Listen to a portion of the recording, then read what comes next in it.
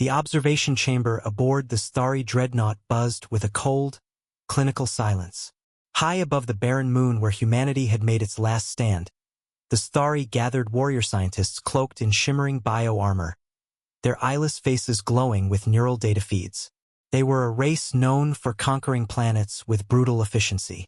But what stood before them now, bound in chains of living metal, was no war fleet, no general, no beast, just one human, a woman. Her name was Commander Lyra Voss. Stripped of her battle armor, bruised and bloodied, yet smiling, the starry supreme strategist, a being of 8 limbs and pure arrogance, leaned closer to the containment field. "Why do you smile, Terran?" it asked, its voice vibrating through the neural air. "You are broken, defeated, your colony burns, your bones fracture, and yet you laugh." Lyra looked up, face smeared with dried blood and grit, and chuckled. "Because I know something you don't." The room shifted. Several alien minds simultaneously pinged across the shared hive mind. Data surged. Emotional probabilities adjusted. Pain tolerance calculations rebalanced.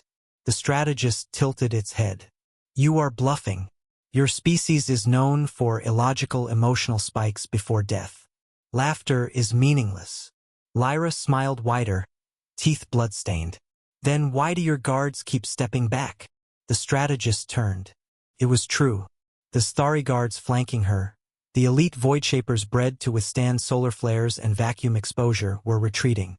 Not from fear officially, but from discomfort. Because she didn't scream. She didn't beg. Even after 2 hours of neural flaying, bone singing, and cellular shredding, she laughed. And something primal within them recoiled. She laughed when they injected her nerves with liquid metal. She laughed when they severed her link to the rest of her platoon, ensuring she died alone. And she laughed when they told her Earth had fallen. But Earth hadn't fallen. That part was a lie. The strategist moved closer again, this time with less confidence. "What do you know that causes you mirth in the face of extinction?" Lyra leaned her head back against the wall of her containment. Her breath came slow, shaky, but her voice cut like a blade. "I know you've already lost. You are deluded." "No," she said. "I just know humans better than you do." The strategist activated the neural spike again, pumping her synapses full of pain, calculated to simulate death 1,000 times. Lyra bit down and laughed harder. She laughed like a storm was coming. And that's when the alarms began. Low at first, then piercing. Across every deck, every screen, red pulses screamed one word in open in subspace. And from that burning tier emerged a single human dropship. Small, insignificant, rusted even, and behind it nothing. The strategist smirked. "A final insult?" Lyra's eyes sparkled.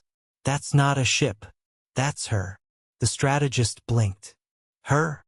Before it could calculate what she meant, the dropship imploded into light, and from its core stepped a woman clad in black, walking on vacuum as if it were sand.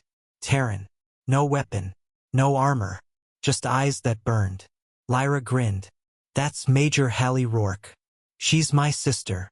The strategist screeched orders. Dozens of starry war drones launched. Energy lances fired. Kinetic railguns roared. The woman in black didn't flinch. She whispered something, and space around her bent, folded inward, like it was afraid. The drones crumpled. The railguns misfired. The starry dreadnought groaned like a living beast. Inside the chamber, glass cracked. "She was listed Kia during the Mars offensive," the strategist gasped, flicking through intelligence streams. Lyra stood, broken leg dragging, blood dripping. "She was. You know what brought her back?" "What?" Lyra looked the strategist dead in its pitiless face. "You touched me, and then it felt it. Not pain, not fear, despair. From every shadow of the galaxy humans were coming. Not in fleets,